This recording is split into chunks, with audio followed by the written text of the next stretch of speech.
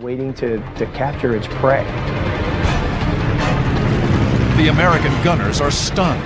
They can't fire on the German fighter as it wends its way through the valley of gleaming aluminum. Rossner's mind races. Somehow he must complete the mission. He'll swing outside the formation and position himself to do the unthinkable.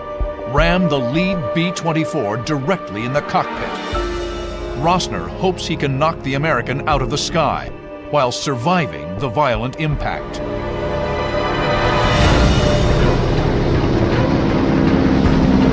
Rossner jams the stick left. In the cockpit of the Palace of Dallas, Herboth and pilot Bob Dallas sight the 109 as it banks back to the right, directly towards them. There pretty much wasn't anything they could do about it, but take on what they saw was coming at them. Like a steel battering ram, Rossner rips into the cockpit of the Palace of Dallas, then careens into another B-24.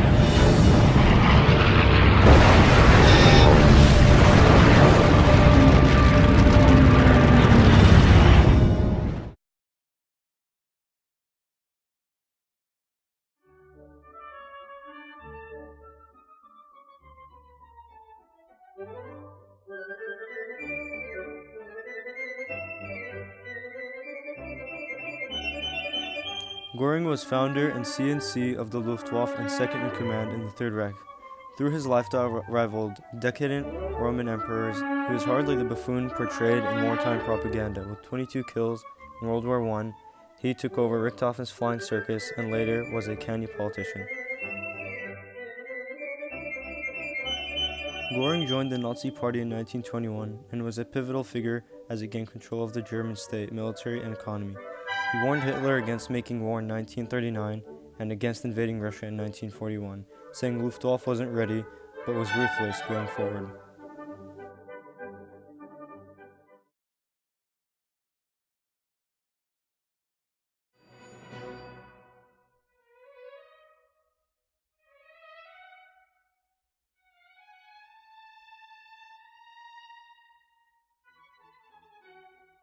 By 1943, he was heavily involved in the air defense of Germany. Open and opinionated, he frequently butted heads with Göring in 1945 following the fighter pilots' revolt against Göring's destructive policies. He was relieved and arrested. In March, as the Third Reich crumbled, Galland was allowed to form Experten squadrons of aces.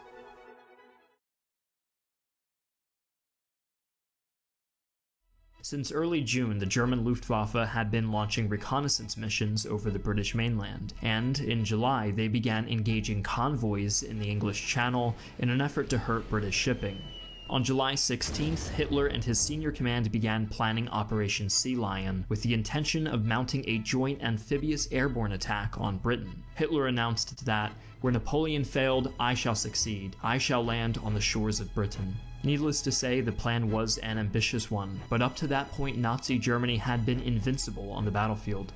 The period that followed Hitler's proclamation is known as Spitfire Summer, a fiery clash that pitted more than 1,300 German fighters against just 700 British fighters. Although the British Royal Air Force, or RAF, was almost invariably outnumbered in these skirmishes, the British made effective use of radar. This allowed the RAF to keep its fighters grounded until enemy targets were spotted. They could then be engaged with the benefit of foresight.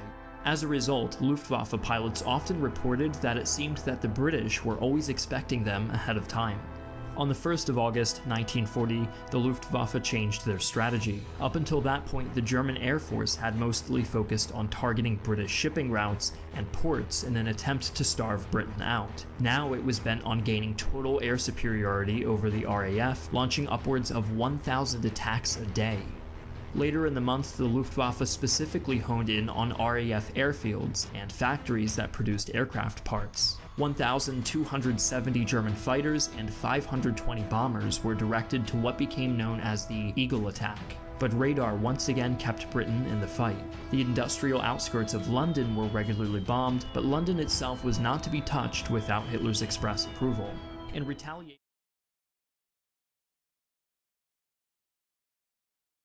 On the 10th of July, there were waves of German aircrafts leaving northern France. These aerial assaults started by bombing shipping convoys, radar stations, and even Royal Air Force bases. The Germans start the Battle of Britain with enormous amount of confidence because they've just swept everyone before them up to that point. Göring was positive he would destroy the RAF in just 4 days. But the Stuka dive bomber was an easy target. After just 4 weeks, the Stuka dive bomber was discontinued by the much faster RAF pilots and planes.